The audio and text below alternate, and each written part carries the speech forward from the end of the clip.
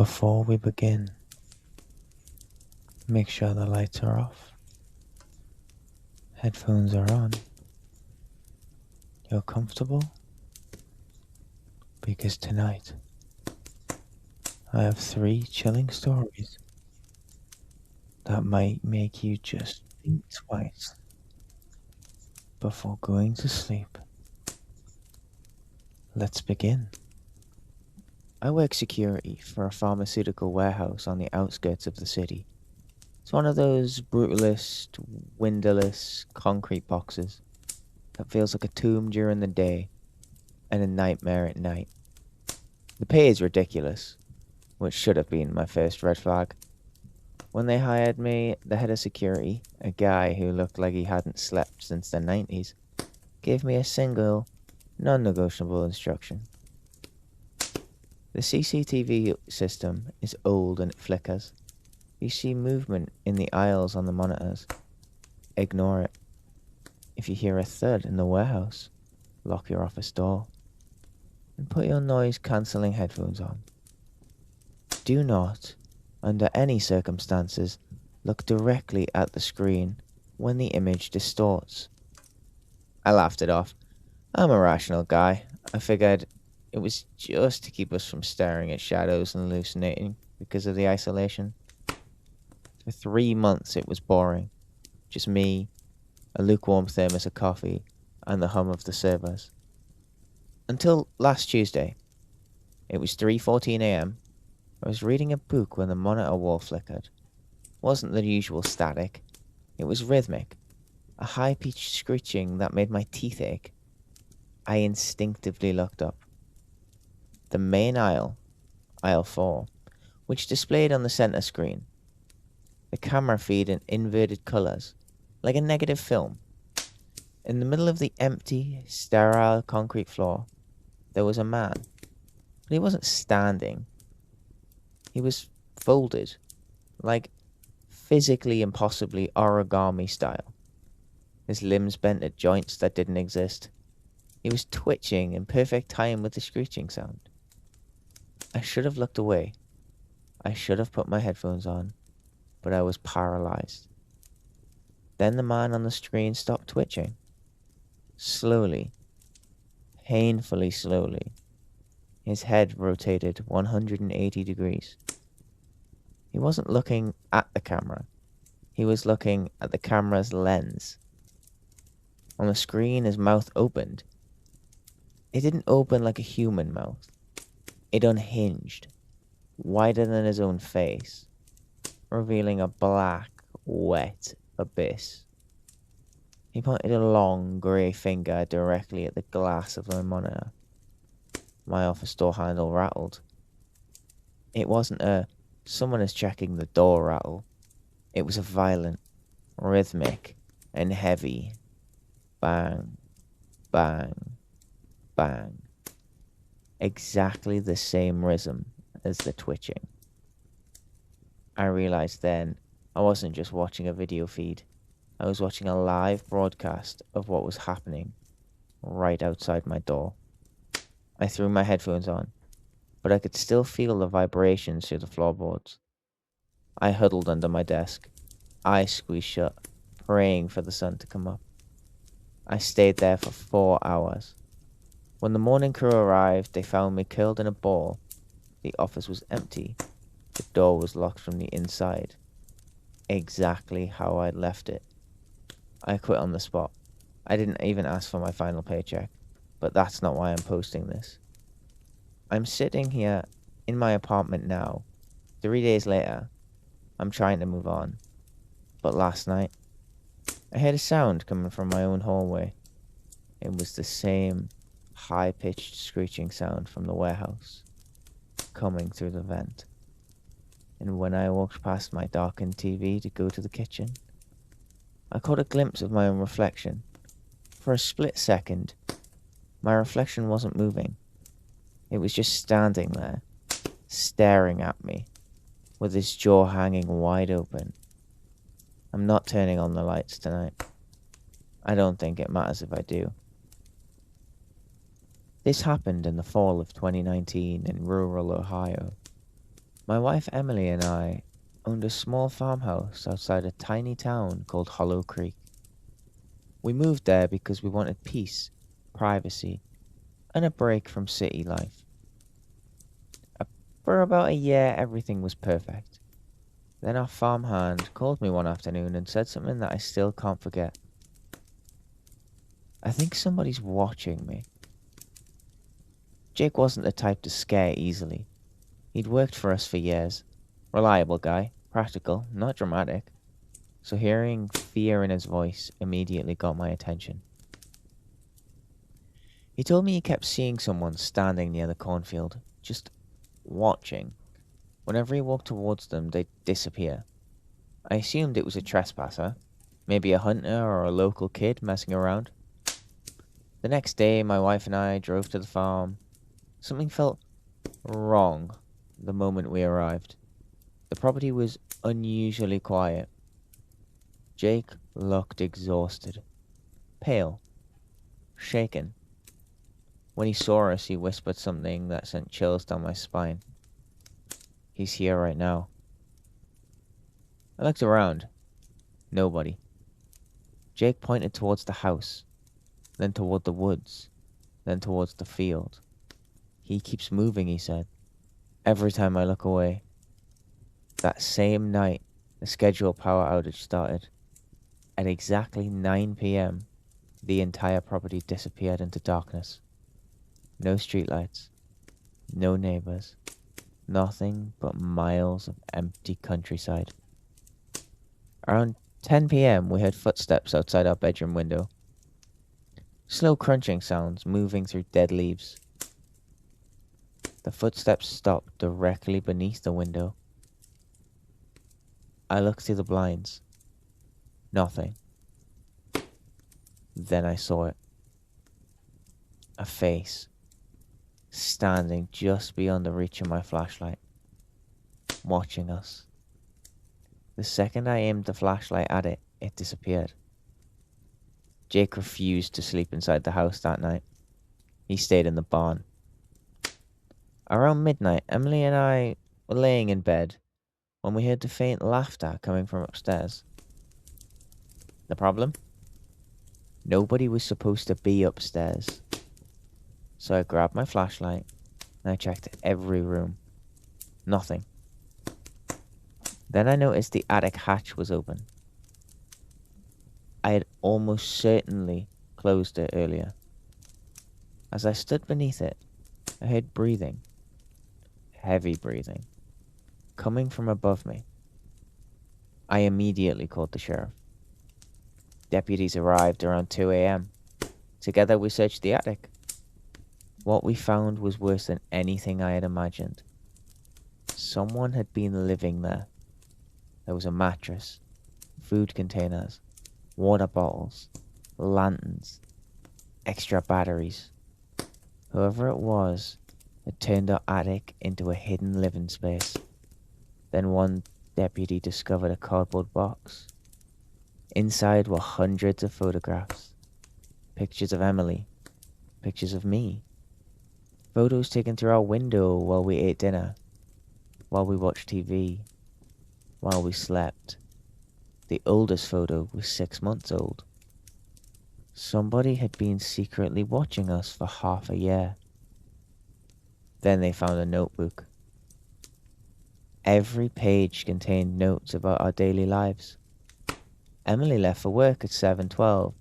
Daniel spent 2 hours in the field. They still haven't noticed me. Reading those words made me physically sick. Then we heard a loud crash downstairs. Everybody ran to the noise. The back door was standing wide open. Cold air rushed inside. Whoever had been hiding in our attic had escaped. The sheriff's department searched for weeks. Nothing. No fingerprints. No DNA. No suspects. No explanation. Emily and I sold the farm 3 months later. We moved almost 200 miles away. For a while, things felt normal again. Then Christmas morning arrived. When I opened my front door, there was a small package sitting on the porch. No return address, no shipping label, nothing. Inside was a single photograph, a picture of our new house, taken from the woods behind it. Written on the back were 5 words. I found you again. We called the police immediately. They never figured out where it came from. That was years ago. We moved multiple times since then, installed cameras, changed jobs, changed phone numbers. But every Christmas morning before anyone else wakes up, I still check the porch, just in case there's another package waiting. I have lived in apartment 6B for 4 years. It's not a large place. 1 bedroom, 1 bathroom, a narrow kitchen and a living room with windows that look over the back alley. I know every crack in the paint, every sound the pipes make at night, every place where the floorboards complain when you step on them. That's why I noticed the door immediately. It was in the hallway between my bedroom and bathroom, where there had always been a blank wall. A white wooden door, plain, old and perfectly ordinary, except it had not been there the night before. At first I thought I was still dreaming. I stood in the hallway in my t-shirt and sweatpants, holding a mug of coffee I could not remember pouring, staring at a brass doorknob. There was no frame damage, no dust, no smell of fresh paint. It looked like it had always belonged there. I touched the wall around it. Solid. I touched the door. Cold. Not cool like wood in the morning, but cold like something kept underground. I called my landlord. Very funny, he said. I'm not joking. There was a pause. What kind of door? What do you mean, what kind of door? A normal door? Another pause. Don't open it. I almost laughed, but his voice stopped me. He did not sound annoyed, he sounded afraid. Mr. Keller? I said slowly. Why would there be a door in my hallway? I'll come over, he said. Do not open it. Do not touch it again. Then he hung up. I stood there for a long time, looking at the door. The apartment went silent. Too silent. Usually I could hear traffic from the street, my neighbor's TV, the old radiators clicking. But in that moment, everything had gone quiet. As if the whole building were holding its breath. Then someone knocked from the other side. 3 slow knocks. I dropped my coffee. It shattered on the floor, hot liquid spreading around my bare feet. The knocks came again. 3 times. Not loud, not desperate. Polite. Like someone waiting to be invited in. I backed away into the living room and grabbed the heaviest thing I could find. A cast iron pan from the kitchen. Then I waited. Nothing happened. 5 minutes passed. 10. The door stood there, white and still. At 9:17, my landlord arrived.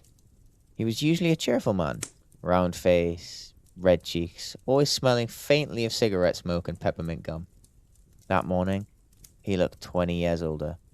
He pushed past me without saying hello and stopped in the hallway. When he saw the door, all the color left his face. No, he whispered. You know what this is?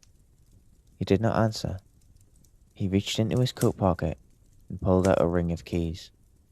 His hands were shaking so badly that the keys jingled like tiny bells. What are you doing? I asked. Locking it. From this side.